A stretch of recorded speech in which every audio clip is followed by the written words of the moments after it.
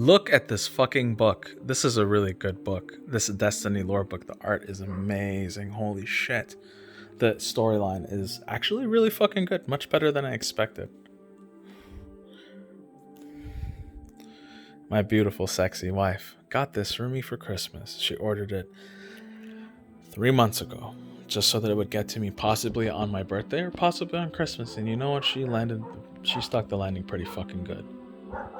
She made me cry my fucking eyes out because she got me something that I really wanted to look into and love. And reading it right now is actually pretty valuable. I didn't think that Destiny had such lore that was actually like quite captivating. A lot of times I would read things casually and be like, I kind of get what they're going for, but since it's a piece of something, it's kind of just like, okay, well, throw it in the background. Having spent the time to actually read the first 20 something pages, this book is fucking nice. The story that they have about the three sisters at the beginning of the book who seem like they're destined to be nobodies. They're destined to be krill, as they're described as. Like they're nothing. They don't exist. They're like insects. They're garbage. But because of who they are as beings, they decide to venture beyond what their fate is, and because they do that, they end up coming across the universe itself. They end up challenging what existence is in and of itself, and it offers a pact with existence to say, use us as a means to spread and go across and see things that you would normally not see. There is the deep and there is the sky. The sky is generous and forgiving. The deep is where you go when despair happens and when you are in your darkest times and when death comes to take you. That is the deep. And they made a pact. The three sisters made a pact with the deep to say, use our flesh. Use us to propagate into the universe. It is fucking crazy. This shit is actually cool. And Xivu Arath, Savathun, those are all the sisters. That's the funny thing that just hit me after reading the first 20 pages. Right now in Beyond Light, Osiris's ghost is dead. Segura is dead. She was killed by Xivu Arath, or celebrants of. I presume, I haven't looked up the word celebrant yet. I presume it means like children of, or like champions of, or something. They are associated or are under the influence of Xivu Arath. And they ended up killing Segura, which is really sad because I loved Segura. Heike and I played through all of the Osiris campaign, and it was cool seeing him explore the Vex Infinite Forest as one of many of his forays, because he exists in multiple timelines. This is the fucking guy that travels multiple timelines, meets himself, makes random visits to people that he's loved in his life, which is why he shows up like an old man to Ikora, because he trusts her, and they have these deep fucking conversations. That's why Ikora is the smartest, most insightful fucking guardian in the Vanguard, because she is a child of wonder. She wants to know the secrets of the universe. And to be that hungry and to be that able to discover what the secrets of the universe are makes her incredibly powerful and incredibly knowledgeable, more than almost any being that exists in the fucking solar system. It's funny reading how the early parts of Destiny have this very kind of granular, the idea is simple. It is a low being trying to defy what its fate is. You have an insect that is saying, I don't like being killed. I hate that my life lasts for 4 seconds. I want to have a life like the beings that have fucked me over, or our predators, right? And that's what they did. Because of this drive, they ventured out. And each of them added to why they reached where they were. That's why the three sisters that's what makes them sisters. It's the family. It's that belief. It's that motivation. It's that force of working together that lets them redefine their species and what they get to be. That's pretty fucking cool in my opinion. Funnily enough, these are the people that are killing the people that are important to us, the Guardians. So Destiny is doing a very cool thing where it presents both sides of the story. It's not like you're just playing a character that shoots shit and it's just like duh duh duh duh duh duh duh. There's actual fucking story. There's payoff. There's a narrative. The people that we've been conditioned to like are going through strife and going through death, and all these things on our side because they've been guiding us. They've been mentors to the people that are our mentors, right? Sagira is dead. Osiris is Ikora's mentor. You know, the Trials of Osiris are named after him because he has a cult of people who believe in how cool he is. He has a fucking cult. Jesus.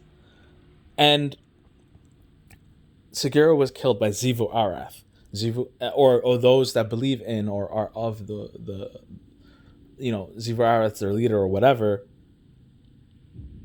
That's what killed Sagira. So what are we up against? What are Guardians? And this is we, because we're the player. We have to... Our role as Guardian is to go through the Guardian's life. It's partially our story, but it's the idea of, this is the role that you play in the story, and this is what you get to play.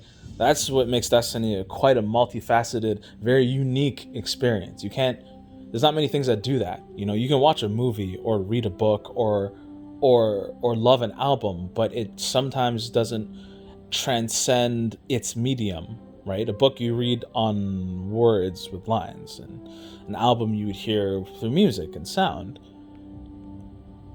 Video games allow you to actually participate in the story and actually be a part of what the fuck is going on. Granted, the level of effort that has been put forth by people who make video games has varied, right? The popular ones are the ones that usually don't seem to strive too far into something super abstract or specialized. But this is where Destiny is surprising me, because yes, on the surface it's a video game. There's a lot of people shooting each other with guns that look cool and have cool names, but because of the amount of care put into the world, it actually feels way more compelling and it's more satisfying. All the other pieces of it are significantly more satisfying to ingest because of that. Fucking amazing shit so far. I can't believe I'm 20 pages in and I'm reading the origin story of Savathun and Xivu Arath. It's like Destiny wants to tie all of its universes and present them as a united front. That's something that Activision was afraid to do. In my opinion, that's what I've read. That Destiny was a very different game. Jason Schreier has an article on Kotaku where he talked to previous employees of Bungie who mentioned that Aldrin Sov's original name was The Crow.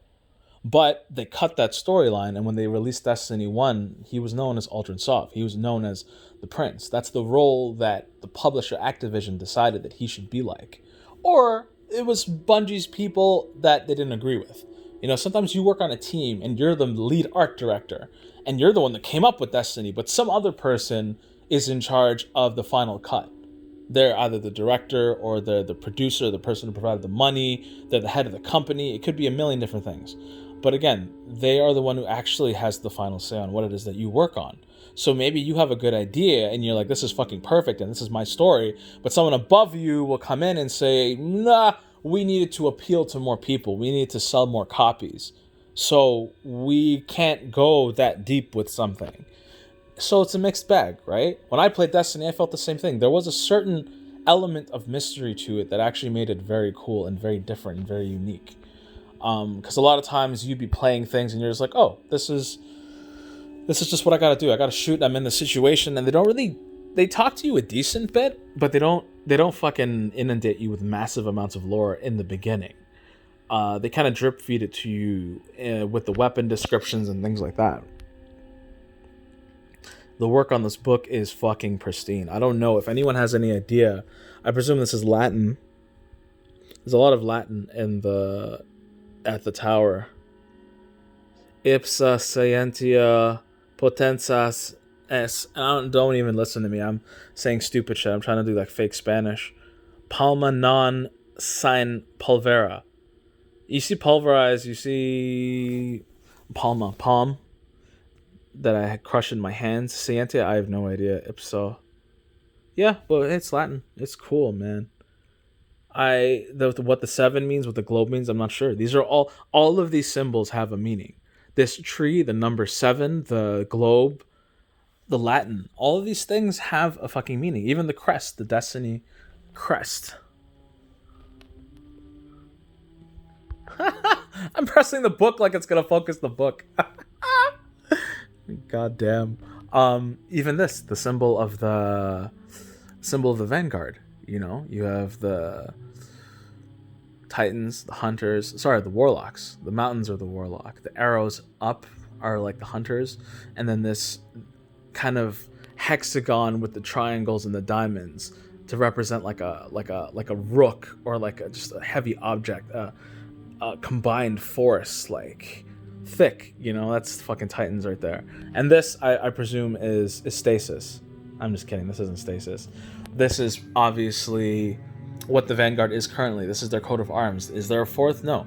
But this maybe it represents the people. Maybe this represents what they're fighting for, right? This is kind of like a coat of arms. This is cool, iconic, very cool. The etching on the book, all this is so detailed and sweet. I love this. I love this. It's very, very nice. It's very nice. It feels good on your fingers. Reminds me of our couch. This material is so nice. It's like a Note 4, the back of the Note 4, but soft, and like it feels porous. Like it's nice texture. The book, it's so fucking stupid. The book is much like that. It's very, very nice. The binding is cool. It's clean. It's a very clean. It feels nice in the hand. It feels like something you can just throw on a shelf and will take some damage, that you don't have to like treat it like this pristine, like, oh my god. You give it a few knocks and you're not worried about it, like it's nice. It's sweet, man. It feels good to touch. It's extremely well designed. This gets the 10 out of 10 easy. Like, just the art, the quality of the pages, the relevance. The relevance of this book right now is quite astounding, and I give Bungie credit for being able to tie the worlds in so well. I would highly, highly, highly recommend this. My wife got this for me off of Bungie's website because she's thorough, and she told me how she knows it's important to me to get money to the people who make the shit instead of just third parties or whatever. She went through all that to get this from Bungie themselves, and I appreciate it. It's one of the best gifts I've ever received in my life. This is fantastic. Thank you.